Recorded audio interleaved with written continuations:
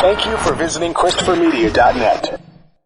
Christopher Media, let's make some noise. Welcome to Beer Nuts, a weekly excursion into the world of craft beer, brought to you by MichiganBeerGuide.com.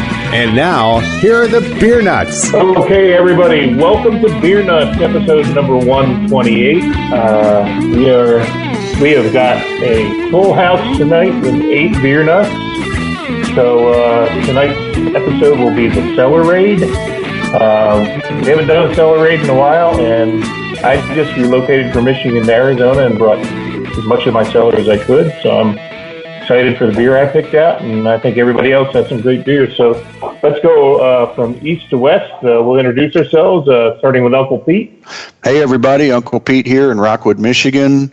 My last Untapped check-in was a double IPA at Canton Brew Works called 7,000 Steps to High Rothgar. All right, let's go to Clausen to Dugout. All right, this is Dugout in Clausen. We've already established that, but my last Untapped check-in was American Harvest Pale Ale from the American Harvest Brew Pub, which was JR's going-away party at the school he taught at. So, Schoolcraft College. It was a really good beer. I think that was the best beer I had all night. Awesome. I agree. I got a couple of those in my cellar. All right, we're going to move to Greg. Hey, everybody. Greg over here in Dearborn, Michigan. And my last Untapped check-in was from Sheboygan Brewing Company, their chocolate-covered cherry stout, which I had on tap tonight at Elmhurst Tap Room here in Dearborn. Nummy. Mm-hmm. All right. David, you're next. This is Dave Miller High Life. And my last Untapped check-in was at the Witch's Hat Brewery, and I had the Edwards Portly Brown. Ooh. Good stuff. All right.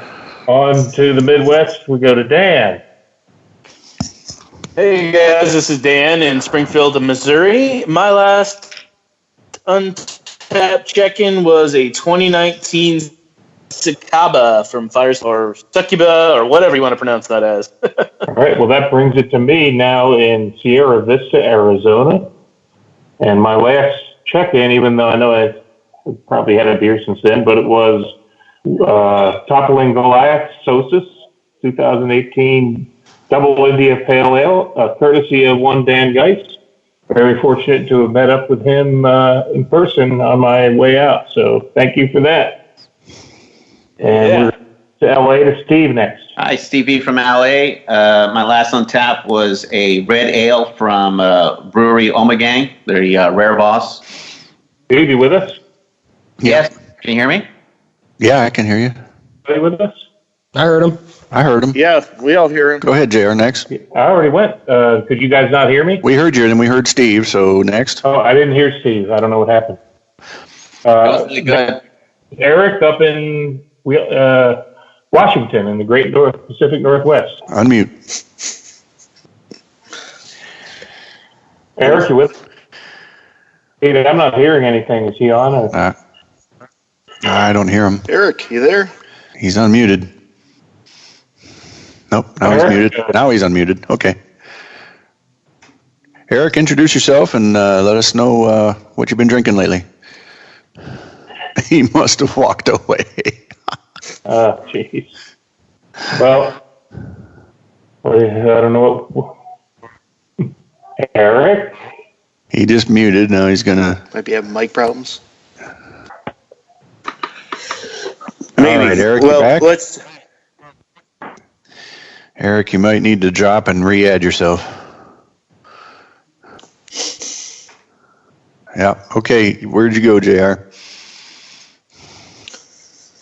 Did JR leave too? All those West Coasters. Jeez. We seem to be experimenting some technological differences. Let's compare notes. All right. Eric, introduce yourself and what you've been drinking. Eric, can you hear us?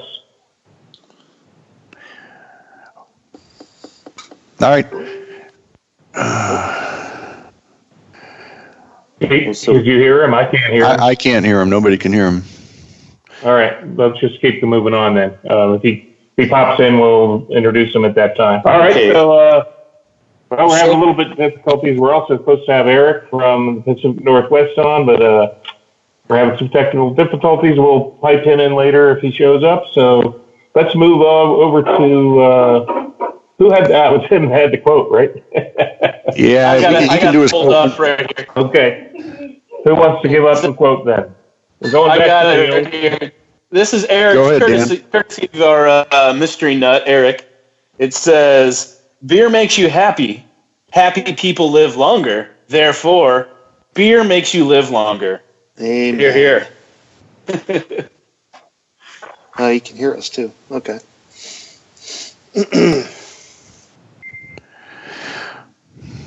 Eric said he can hear us. No one can hear him. I'm going to tell him he should just unhook and then rejoin.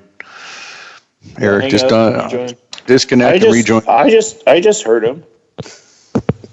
Yeah, I don't know what's going on. All right. JR, did you have him when you were on your phone when you Is switched that to you? your left? I don't know. Did I get lucky this time? Yep. Is that you, Eric? I don't know. It depends. Can you hear? This is Eric. Can you hear me? Yes, I can yeah, hear you. loud and clear. All right. I heard your beer quote though. Nobody else did. That was Dan. It wasn't from reading me. it. Somebody else Dan said it. read it. Okay, all right. All right, Eric. I haven't moved the whole time, and it was working before, and then not working when it was my turn. I don't know why. Okay, let's just rewind. And Eric, you're going to start with where you're at and your last untapped check-in. And JR is going to ask you for the beer quote, and we're going to go from there. Okay. All right. If you can still hear me, this is Yep. Eric from Longview, Washington. And I guess I was 1 foot too far away from my router or something. I don't know. But my last untapped check-in was 7th anniversary ale, the Shepherdess from Ladyface Ale House that one of our fellow shelf beer traders gave me this weekend. It was great. Awesome. All right. Well, even though we've retired quotes, you actually found the good one that we hadn't had before. So why don't you throw out your quote, Eric? You bet. The quote that I found while we were digging in the cellar was, beer makes you happy, and happy people live longer. Therefore, beer makes you live longer. So here's to a long and happy life. Cheers. Cheers to that. Absolutely. Cheers. Cheers. All right. Well, everybody's thirsty, and we got lots of people, so let's keep things moving. As we always do, we want to invite all our listeners, please enjoy a beer with us. We're not pretentious. We just want to introduce more good people to more good beer, and we got a lot of good beers tonight to introduce you to. So let's get the ball rolling with Uncle Pete first. We're going to go east to west. All yours, Pete. All right. I get to drink beer first, yes. Oh, we all have to wait? So, no, go ahead and start. But I rated my cellar, and I've got a 2015 Bell's Imperial Stout. It's their 30th anniversary celebration stout. And I'm going to pour this up. And it's as black as molasses with a beautiful brown foamy head on it. And there's no way I'm going to see any light through that, even if I held it up to the sun. And let's give it a smell. Boy, it smells of chocolate and dark fruit. Oh, wow. Man, boy, that is a sweet treat right there. This is a high alcohol, high gravity. It was 11% ABV. Original gravity was 1.120. Boy, this is really, really chocolatey and roasted, really dark and roasty. I got more of the dark fruits on the aroma than I'm getting into the flavors. But man, this very oily and dark chocolate and roasted. It's fantastic. Not really picking up on the hops. It's bitter on its own, I think, but they say there's Polaris hops in there, and I'm not real familiar with Polaris hops. But it says this beer will cellar for years to come, basically unlimited shelf life if you take care of it the right way. So kudos to Bell's. I know their third decade came and went in 2015. That's already 4 years ago. But I'm glad I held on to this one, and I'm glad I'm drinking it tonight. So cheers, and glad to get this thing kicked off on the Cellar Raid episode. Nice. Cheers. All right, who's up next? Well, that's a great beer to start with. Let's move over to Dugout, see what he's got in store. All right. Well, I'm not going to stray far as breweries go, because I have Bell's also, and I still have some of those 30ths in the cellar, and glad to hear they're holding up really well. I think I'm going to hang on to the few remaining for a little while. But I have tonight is a Bell's Black Note Stout from 2017. Black Note is a blend of Bell's Expedition Stout and Bell's Double Cream Stout, and then it's aged in bourbon barrels. Yummy. Yeah.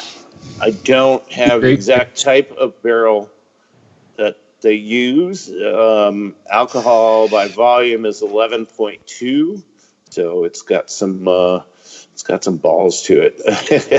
Original gravity is 1.112, and shelf life unlimited. Anybody curious about nutritional information per 12-ounce serving? Wow, that's on there? No way. Yeah. The calories 354 and carbs 32. Woo. So, Wow. yeah, it's got some calories and carbs. So, Light beer after that. all right. So, as the name might suggest, it pours a extremely dark. Cannot see through it. No light penetrates. Motor oil-ish sort of look to it. It's got just some lowish carbonation, which was what you'd expect out of a beer with this high ABV, but just a nice, really dark brown head to it. Nose, you just get a little bit of the bourbon barrel. I mean, that's still there. You get some dark fruit, and definitely get some kind of dark roasted malt. And the first sip, unfortunately, I'm getting a little oxidation on the first sip. So I get a little bit of cardboard in there, but it's quickly overtaken by a lot of jammy fruit and just this intense dark malt explosion, a little bourbon barrel mixed in there. So even though it might be oxidized a little bit, it's definitely not taken away from the finish at all. And otherwise, it's just 100% outstanding beer. It's got a great mouthfeel to it. Still has a little bit of sweetness from the double cream stout. I do believe I have one more of these, and that one's True Cellar. This one's been sitting in the fridge for a while. I don't know if that's going to make a difference in sampling amount, but I mean, overall, outstanding beer.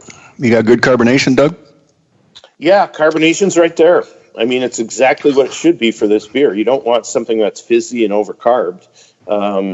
It's got carbonation to it, but man, what a great winter warmer. I mean, the flavor in it is so big and expansive. What is your access to that beer in Michigan? Well, I believe I picked this particular one up at the brewery itself. I happened to be in Kalamazoo when there was a brewery release and just stopped by, and I believe I picked up a case of this. So this is the last remaining of the case. Can you get it pretty regularly out of the liquor store? Or is it pretty limited there? I think it varies, right?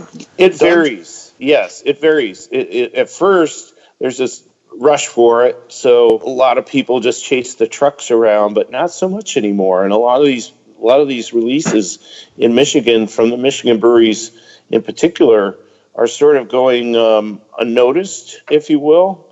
I think you guys probably have noticed that too. Certain releases that used to be so hard to get are very plentiful. And if you've got a local retailer, a lot of them just sit out at the counter, one bottle at a time. So you can walk into any place. Sometimes you can walk into a gas station, they have a bottle of it sitting on the counter. You're like, oh, yeah, okay. It is a specialty beer in their list, and I don't see it on the 2019 availability calendars. So it may not be something they're going to throw at us this year, but it's not a seasonal, I guess, but if you have them, they're great, and hold on to them and drink them, once in a while.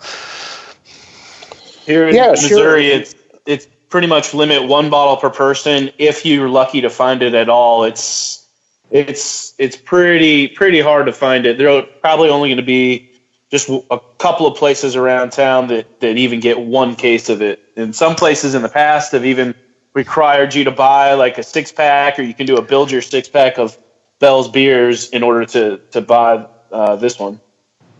Oh yeah, we got places like that too. The funny thing about Michigan, though, is you can be out in the sticks and walk into a party store and happen to see that sitting on the counter, or happen to see it sitting behind the counter, ask the guy about it, and he's like, nah, nobody buys this stuff. And you can walk out with as much of it as you want.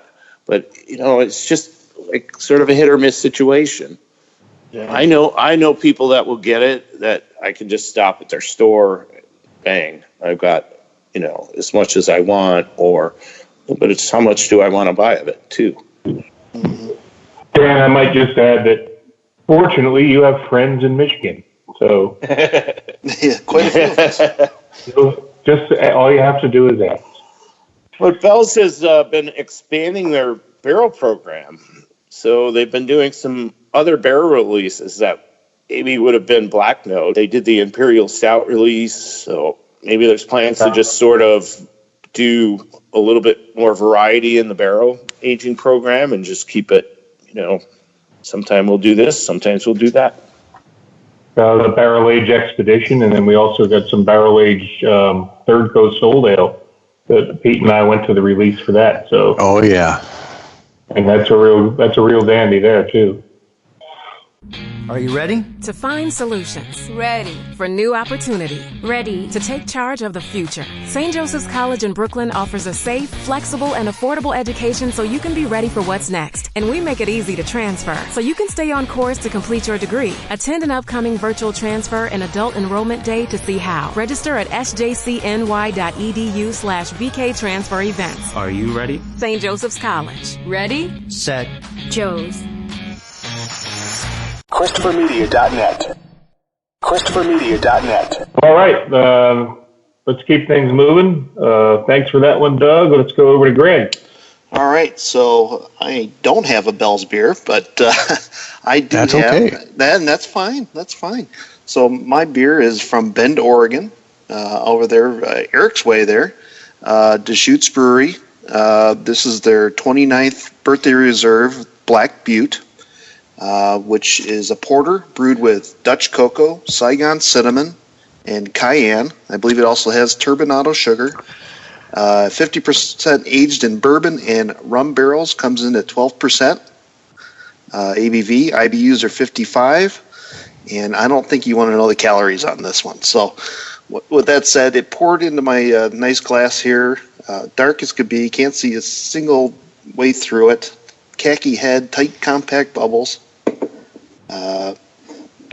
Lacing is really well on the glass, considering this is almost 2 years old. This was bottled June the 12th of 2017. So had it out for about 40 minutes now, warming up. So let's get a smell on this. I'm getting a lot of dark chocolate, cocoa powder, as it was indicated on the ingredients. Dark fruits. I'm getting a lot, maybe some raisins or plums, something like that. Very delicious smelling, so let's get a taste out of it here. More of the same. Maybe a little more accentuated this away from the dark fruit, but now getting a little of the cayenne, cinnamon, more of the dark chocolate. Boy, it coats the mouth fantastic. I mean, this is really, really good. Doesn't taste boozy, so obviously it's fallen off a little bit, but I mean, this is absolutely crusher. I mean, I say that lightly though. It's not really a crusher, but boy, this is really good stuff. It seems like they've made this a few years. Every year seems to be a different ingredient or ABV, so each bottle is unique, and boy, this is really good. I don't know if you guys have had this as well. I have. I was there back in September of 18, a couple of months back, 6 months ago, I guess. And I bought this particular bottle of the 29th birthday, and I loved it. And, the Bend, Oregon's a beautiful town and a beautiful location. And, if you look at it, Black Butte is actually part of their logo. The mountains nearby Bend, Oregon, one of them is called Black Butte. And if you look at their logo for Deschutes Brewery, you'll see some mountains on their logo. And I believe Black Butte's one of them. But back to the beer. Yeah, I love that beer. It was complex. Love the hint of cayenne. And, that was back at a time when I didn't care much about calories and carbs. So I'm reliving it through you now, Greg. So Very good. Thanks for sharing that. It's beautiful. Beer. Yeah, my pleasure. Yeah, fantastic beer. I think if we go back, like maybe the first holiday episode, we might have had that beer. And if it wasn't reviewed, it was certainly shared on that day. So outstanding beer. Hard to I got to mention, too, just the standard Black Butte Porter, in my humble opinion, is a great, representative of a perfect porter to me. If I was going to brew a porter, I'd want it to taste just like Black Butte Porter. Very good. I agree. All right, David, you are next. All right. What do you got? Well, I got a beer from my new place of work. They're out there at Witch's Hat in South Lyon. I just started working there last week, and the beer I got, it's called Well Water. It's an American barley wine style, aged in Buffalo Trace bourbon barrels. Ooh. So it's, I believe my boss told me this is from either 2016 or 2017. He wasn't sure, but it came from cellar, and it was probably in the barrels for about 6 months, and then it's been sitting around the store since then. So now I'm going to open it up and give it a good try here. It's got the wax cap on it, and it's sealed with wax and everything. And there we go. Pouring. It's a nice caramel color. Definitely a decent amount of carbonation, but it's not a whole lot. That's kind of expected with a barley wine. Nice, pretty tight bubbles. It's got a really good, kind of almost like a vanilla smell to it. Yep, it's definitely got some caramel notes to it as well. Let's see if what the flavor follows the nose. Oh yeah, you can definitely pick up a little bit of vanilla character, a little bit of the oak from the barrels. You definitely get some booziness from the high alcohol. This is like an 11.5%. And then definitely from the Buffalo Trace barrels, you definitely get a nice rounded oaky taste from that. It's kind of almost tastes like a rye whiskey. I'm not sure if it was. Yeah, does bourbon technically have rye in it or can it? But it's really good. Really good, solid. It's like I said, decent carbonation. Yeah, you know what? This is a beer that every year this comes out, and I have a friend that lives out near Witch's Hat. Shout out to Brian McClenahan, who several of us know. But he always makes it a point to make sure he gets me a bottle of this, and it's one of my favorite Witch's Hat beers, second only to the one I'll be reviewing in a little bit here. But nice. It's a real treat, and it's a great beer to have on the Cellar Raid and I had a couple in my cellar, and I had just moved. I had to cherry pick what I brought and leave some things go that I wish I hadn't. But I can assure you, every well water in my cellar is in my possession. So, do you know where they got the name Well Water and why they do the release every year? I do not. Shine some light. They had a friend named Jerry that passed away. So this is like a tribute to him. And apparently, when he was alive, his drink of choice was pouring cheap whiskey into a gallon jug and mixing it with some water, and that's what he drank. And he called it well water. So definitely, I'm sure this tastes a whole lot better than that did. But this is a tribute to him, and apparently they're really good friends. And he lives on through this beer, and he's got his picture on the front of it. Looks like a pretty cool guy. Sounds like my ideal well water. Yeah. I do remember. I do remember his. That's his likeness on the label, I'm assuming. And I did not know that story, so thank you for sharing. But I will tell you that they certainly brewed a great beer to honor him with, because it's one of my all-time favorites from Witch's Hat. Yeah, I'm really coming in. I used to not be a huge fan of barley wines, but I've had a couple good ones lately. One of them being the ones that I brewed at home. Not if I do toot my own horn, but. All right. Well, thanks for sharing, and now we're going to move to Missouri to Dan. All right. Excuse me. I am drinking a beer called Cuvée Ange from Four Hands Brewing Company out of St. Louis, Missouri, about 3 hours away from me, and it is a French farmhouse ale fermented with Brettanomyces yeast. This fruity, tart, and complex ale is aged in wine barrels with raspberries and blackberries. Cuvée Ange pours a beautiful light amber with notes of oak, berry, and funk. And it's in a 500 milliliter bottle. This is a 2015 vintage. And it is only 5.5%. So, yeah, it's kind of not quite copper. It's a light kind of reddish brown color, and almost see through it. Had a nice, lightly fizzy head, white, very little lacing. The aroma, close. Definitely. What's that? Stay close to your mic there, Dan. The aroma is definitely raspberries. It smells sweet, but I don't get a whole lot of oak. Just a little. Let me give it a taste here. It's just sweet at the very first on the tip of the tongue, but then it's really light and dry like that. I don't know if it's because of the age. Feels like maybe the Brett character has really dried it out and shines through. It just lingers on the back of your tongue. Yeah, it's a lot. It's not really funky. It seems like I thought it was going to be a lot sweeter than it is, and then it's just really kind of dry and makes your mouth kind of pucker, but in the Brett sort of way, not in like a wild ale, really really sour kind of a way. It's different. Then kind of finishes with the oak kind of tannic flavor. It's enjoyable. I think maybe fresh it would have been better. This kind of goes to some of the things we've talked about with our cellars before. That sometimes you get a beer that was maybe a miss for the cellar. Maybe it would have been better just drink it fresh or with just a little bit of age on it. And I think that's maybe where this beer falls. It's still enjoyable. I still like it, but I feel like I remember it being a lot better and more fruity when it was fresh.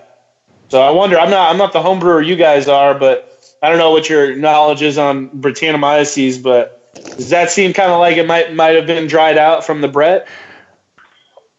Possibly. I'm not, I haven't brewed with it myself, and I know it's something you want to keep separate from everything else. Otherwise, everything is going to get it. But I do like a certain number of beers that have Brett in it. And I don't know about the dryness. I'd have to revisit. Usually I get a more of a juicy sour out of it. Right. I can see how it can make it drier because it's another type of yeast that you're kind of doing after, so it kind of has maybe another chance to, do a little bit longer, especially if it's being aged a little bit longer, it has a chance to kind of ferment out of some sugars that maybe would have stayed in there. Right. Yeah, because this is 3.5 years old now, so. But yeah, if it was the brewer's intent to make a dry beer to begin with, then that's what you're going to end up with after a bunch of time. So it could be that was the original thing, which is now called a brut beer. But something like that could dry out everything in there, and that's what you end up with. All right. Thanks for sharing that, Dan. And before I move to my beer, I want to thank Dan for sharing other beers. What was the beer with the cat on the label that we had the other night, Dan? That was Our Queen from American Cellar. That was fantastic. So, Dan, go ahead, Dan. You can describe that beer better than I can. What style? Yeah, it's a barrel-aged stout, and American Cellar, kind of like the Prairie Stouts before them, they have that really great, huge, thick, viscous mouthfeel.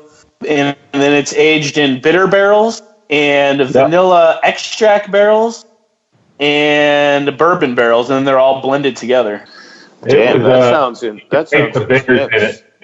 It was almost like an old-fashioned a little bit, but but with that thick, viscous, it was a fantastic beer, and I appreciate you sharing with me. And it was just really cool to, we just coincidentally spent the night in Springfield, Missouri after 720 miles of our first leg of our trip to Arizona.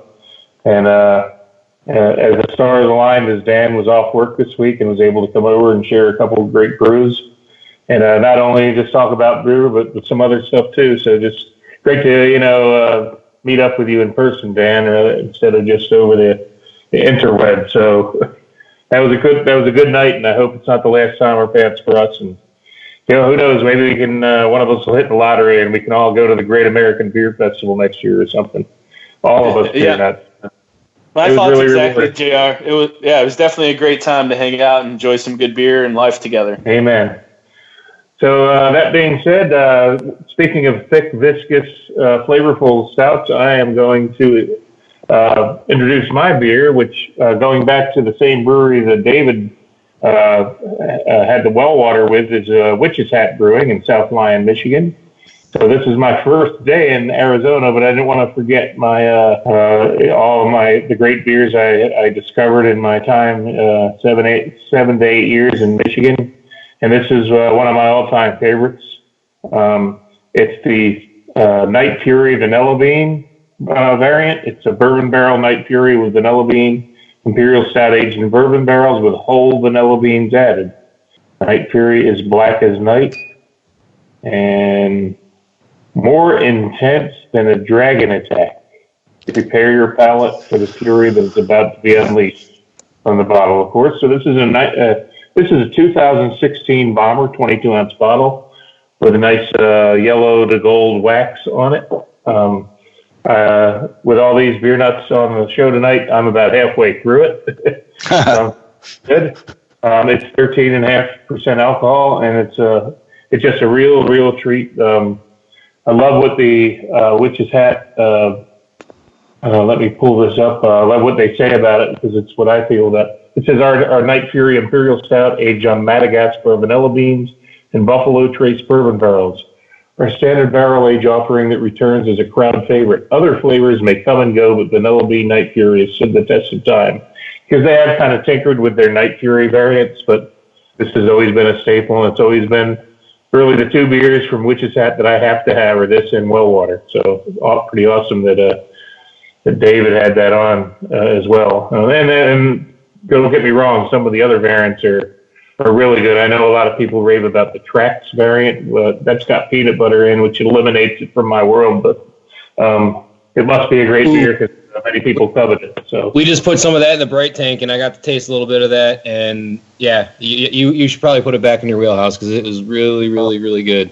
Cocoa beans, the peanut butter, and roasted coconut in it. So oh my gosh, it's really good. Yeah, come to Papa.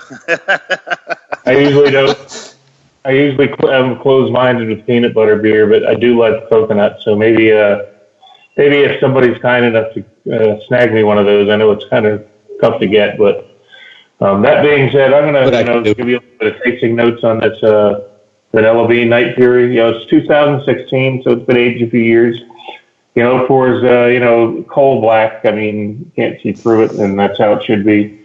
The mouthfeel on this thing is, it is up there with a beer you can chew, which is a good thing for me. I poured this thing probably, at the beginning of the show, and there was still a really nice frothy head on it. And I was going to say, I know you usually say cola. This is like dark brown head. I mean, if you look at it, you can just tell this is going to be good.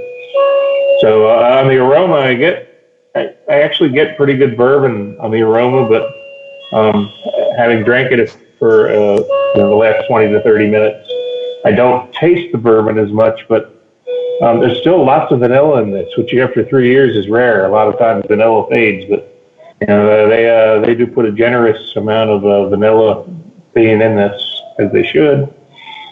So I'm going to just take a sip and try to describe it. Yeah, I get a lot of vanilla, a lot of like bittersweet chocolate. It's kind of bitter, but a little sweetness in the back end from the bourbon. I get some oak presence from this. What I like about it is it starts with the vanilla bean vanilla, and it ends with the oak vanilla. So you get like almost multiple vanilla flavors from this. It's always been a favorite. I'm drinking a 22-ounce bottle, which fortunately my brother-in-law, who I'm staying with here in Sierra Vista, shared some of this with me, so I'm not going to take the whole bottle down myself. But at 13.5%, it's a good bottle to share. But now I believe they're all bottled in 12-ounce bottles, which is a good thing. That's, I think, what the craft beer world is gravitating to, is smaller size format. But again, one of my all-time favorites from Witch's Hat. And if anybody has a chance to procure one of these, or if anybody wants to reach out to a Michigan trader or even one of us that has access, it's a fantastic beer, and one that when I had all these, I think I counted about 15 boxes that made the cut to come to Arizona, and I went through pretty good. And the only thing I wanted to do was make sure I had a Michigan beer, because when I moved to Michigan, I worked for a big mainstream imported beer company, and when I left Michigan, I was a craft beer. I was a craft beer aficionado, whatever you want to call it. And Michigan, I owe that to you. All the great craft beers. From day one, I wasn't drinking any mass-produced anything. And I wanted to make, this is my tribute to Michigan, is this delicious vanilla bean Night Fury. It's a great job Witch's Hat. Anybody else want to comment on this beer? Sounds really good. Vanilla just makes everything really nice. So I guess you could say vanilla is the bacon of the beer world. I've in my week there, I've seen some of the proprietary secrets of how they do it, but I'm not able to divulge that at the moment. Let's get them drunk, guys. Well, that well water will get them there, I can tell you that. But No kidding. I'm hopeful that some of you Michigan buddies can score me some of this, because this and well water is my only asks from the brewery. Although now with David, you're kind of making me crave a Trax, so I know that's in high trade demand. But you know what? I know it. I still got, I'm just starting there, but hopefully I'll be there for a while. Not asking for any employee favors or anything, but great beers, and I'm glad you're with them. That's a great place to land. So congratulations there, David. Yeah. Thank you. I'm really enjoying my time there so far. Like, great people, great brewery, a lot of fun working there. Yeah, congrats. We'll look for you when we come up there to visit. Absolutely. Amen. ChristopherMedia.net. ChristopherMedia.net. All right. Well, we got two West Coasters that are probably dying of thirst, or either that or already on their second or third glass. But let's turn it over to Steve V in LA. Hey, everybody. I opened up mine. I have a 750, so I'm already more than halfway through mine. So my beer is the Lost Abbey Infernal Ale. It's made down in San Marcos, which is a little bit south of LA, going towards San Diego. It is described as a pepper, little fresh apples, and some faint clove notes. Since I've been drinking it this whole episode, it is really yeasty and really carbonated. So it kind of bites, when you take those first sips of it. But it's very tasty. It's very, like it says, it just kind of lets you know, like, hey, I'm drinking some beer, and that's always a good feeling. But yeah, as I've been tasting it, as I've been going down, you do taste that pepper. It you feel the sensation of the pepper as you keep drinking it, and like it says, the apples and the clove notes, they're all very nice. Nothing, very very good combination of spice and fruit flavor coming out of this beer. I like it. Did I hear you say what kind of pepper they put in there? It doesn't say. It just says little hints of pepper in it, but you do taste it, and it kind of lingers on your palate as you keep drinking it. But it's a Belgian strong pale ale, and it's 8.5%. So it's like I said, it's one of those beers you can just kind of sit and drink all night. Well, all I can say is that have a year on it? How old is it? This one I've had in my refrigerator for a couple years, but I think it's still something you can get from them. It's one of the ones that they make all the time. But like I said, this one I've had for a while, and I've been waiting to open it, and figured this would be a good time to open it up. Awesome. Well, all I can say is Pete and probably Doug and most of the beer nuts know anything with hot peppers or spice in it is up my alley, so I'll be seeking this one out. So we try. We see some Lost Abbeys here, but I haven't seen this particular version of it. So I'll be looking for this one too. Maybe now that I'm further west, we'll see more of a variety of these, or certainly when I go to Southern California for a visit, seek this one out. It sounds like a great beer, and certainly sounds like a beer I would really enjoy personally. Yeah, and I have one of their other beers I got at the same time, a Judgment Ale, and that's been sitting in there, and that's another one. I was going to open that one up, but I said I'm going to go with this little Belgium Ale. But yeah, that'll be another one. Maybe if we go back to it, but this is more that the other one is more of a dark beer, so. And a little heavier. It's an Abbey Quadruple Ale, and that one's heavier. That's also a 10.2%. So nice. Yeah, I remember living in Michigan. We didn't get a whole lot of variety from Lost Abbey, but we were happy to get some pretty good stuff. I remember there was one that was The Devil Went Down to Georgia. Yep. The Discount Drinks had that was a pretty good one. But I can't ever remember having a beer that was subpar from that brewery. Lost Abbey. Definitely, you're in a beer store, you see some Lost Abbey stuff. Check it out and pick out a good one. You'll never be disappointed. At least that's been my experience. All right. Well, thanks, Steve V, for that. And we're going to wrap it up in the Pacific Northwest with Eric. Man, the 8th beer night of the night. Hello, Eric. Uh-oh. Anybody here? Chris, when you edit, please put Jeopardy music in. Yeah.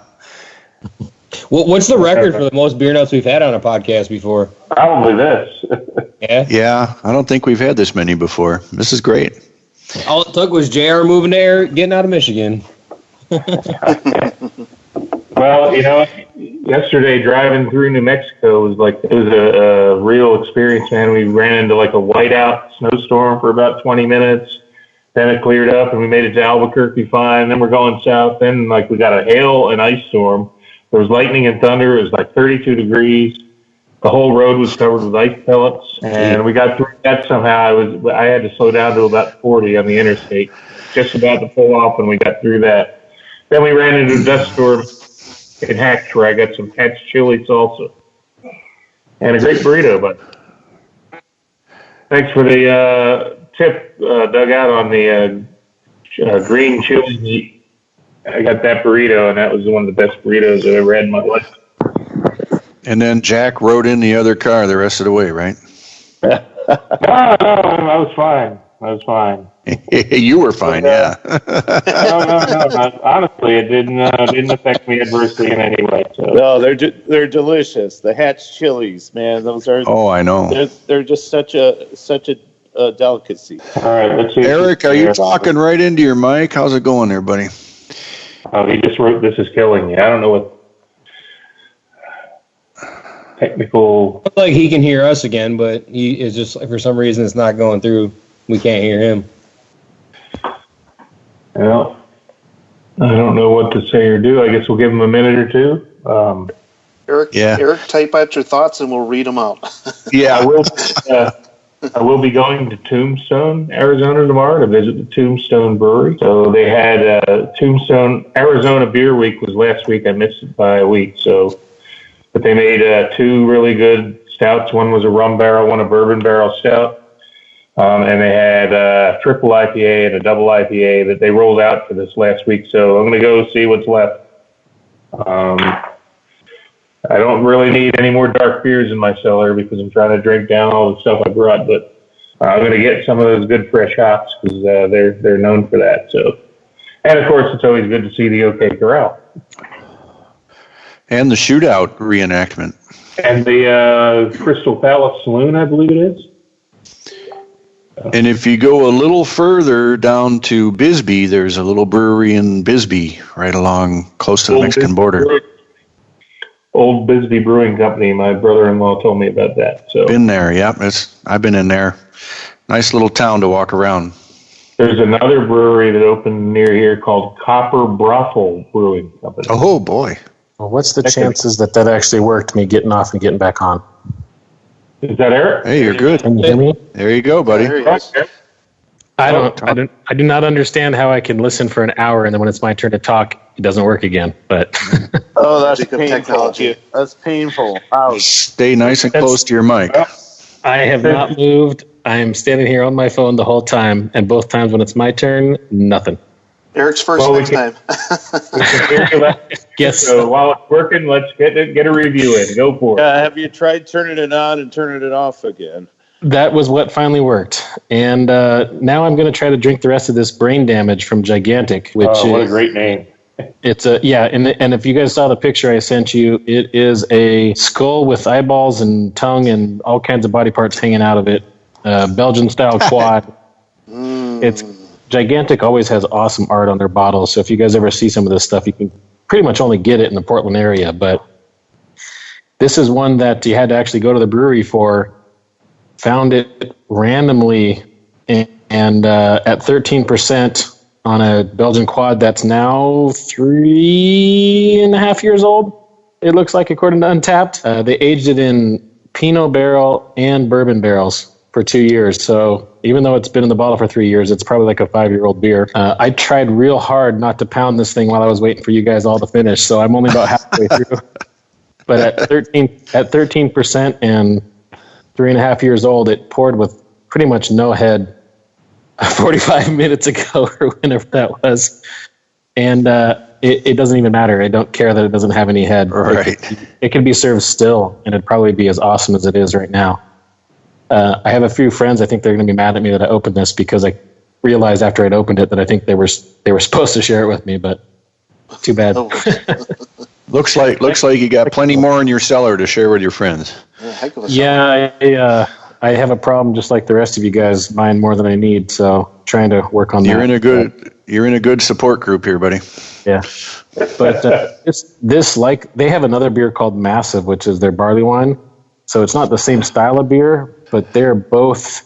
You can't see through them. They don't pour really thick like some of the dark thick ones, but they're just so amazing that when you come up, John, or whoever else makes it to the Northwest, we will have to go to Gigantic because it's been 4 or 5 years since I've been there. So I think I actually. Well, if you drank.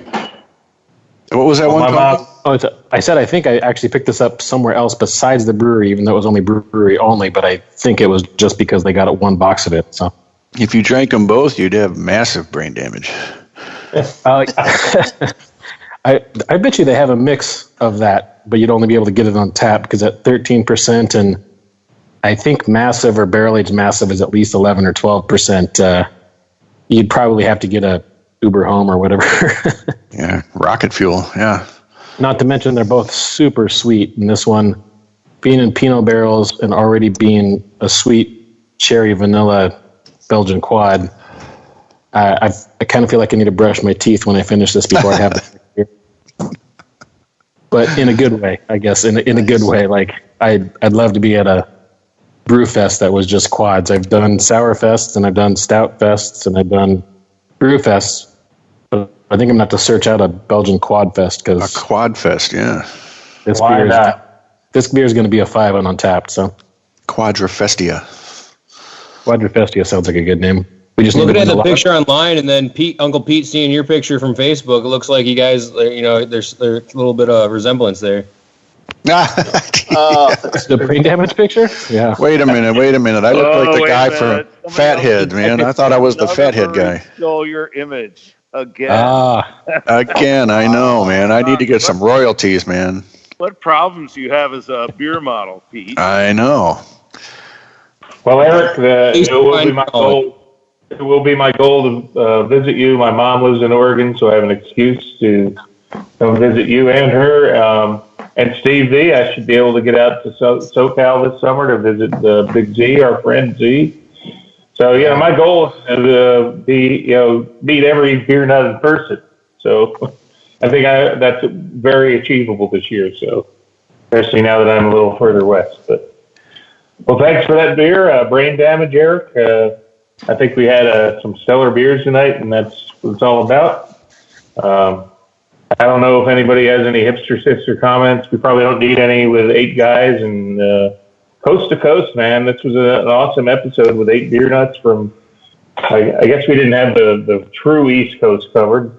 Too bad Ross wasn't here.